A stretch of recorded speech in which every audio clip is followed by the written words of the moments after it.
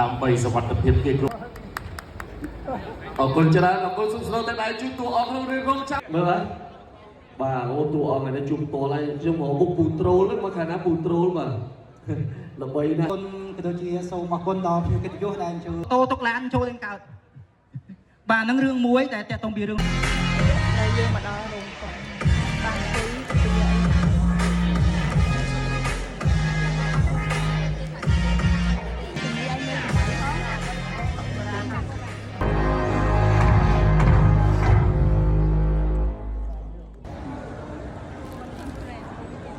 đi xa giờ mà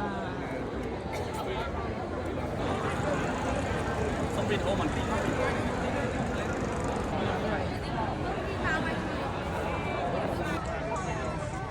tỏi cho mấy bánh score còn mấy con nghe đây còn nắp thích lắm miên cam bất bằng và lại những phẩm lý tiếp đó đấy nè là bay bông cha cha